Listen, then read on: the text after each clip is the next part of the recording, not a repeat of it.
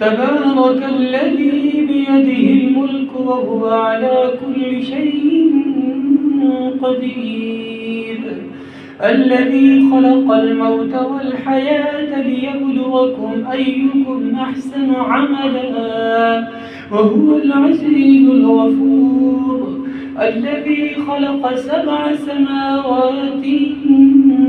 طباقا ما ترى في خلق الرحمن من تفاوت فارجع البصر هل ترى من فطور ثم ارجع البصر كرتين ينقلب إليك البصر خاسئا وهو حسير ولقد زينا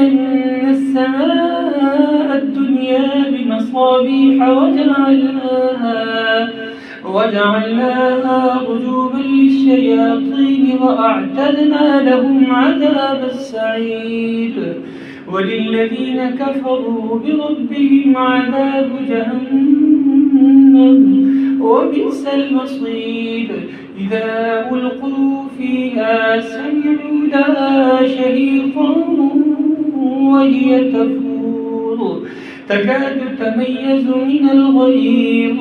كلما ألقي فيها فوج سألهم خزنتها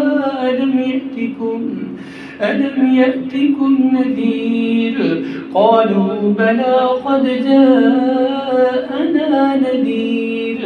فكذبنا وقلنا ما نزل الله من شيء إن أنتم إلا في ضلال كبير وقالوا لو كنا نسمع أو نعقل ما كنا في أصحاب السعير فاعترفوا بذنبهم فسحقا لأصحاب السعير إن الذين يخشون ربهم بالغيب لهم مغفرة وأجر كبير وأسروا قولكم واجهروا به إنه عليم بذات الصدور ألا يعلم من خلق وهو اللطيف الخبير ألا يعلم من خلق وهو اللطيف الخبير هو الذي جعل لكم الأرض ذلولا فامشوا في مناكبها وكلوا من رزقه وإليه النشور أأمنتم من في السماء أن يخسف بكم الأرض فإذا هي تمور أم أمنتم من في السماء أن يرسل عليكم حاصبا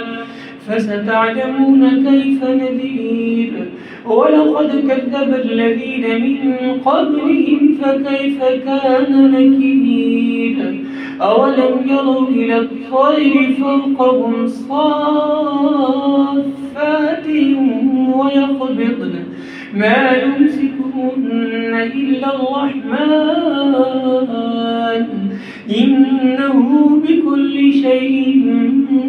بصير أمن هذا الذي هو جند لكم ينصركم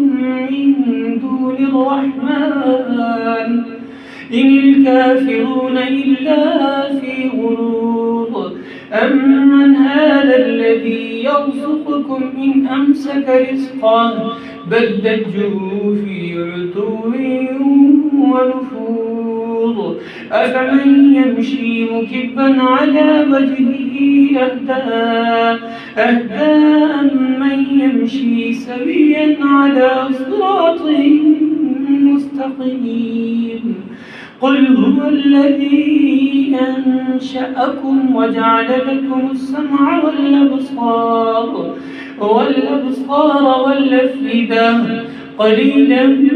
ما تشكرون قل هو الذي ذرأكم في الأرض وإليه تحشرون يحشرون ويقولون متى هذا الوعد إن كنتم صادقين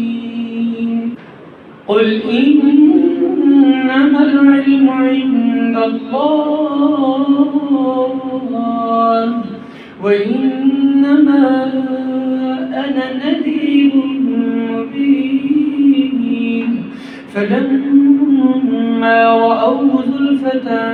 سيئت وجوه الذين كفروا وقيل هذا الذي كنتم به تدعون قل أرأيتم إن أهلكني الله ومن معي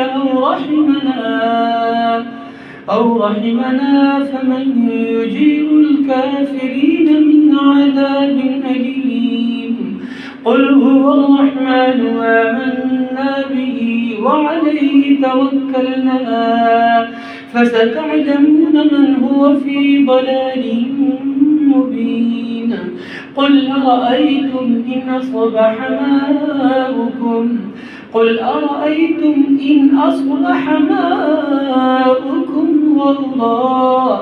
غورا فمن يأتيكم بماء معين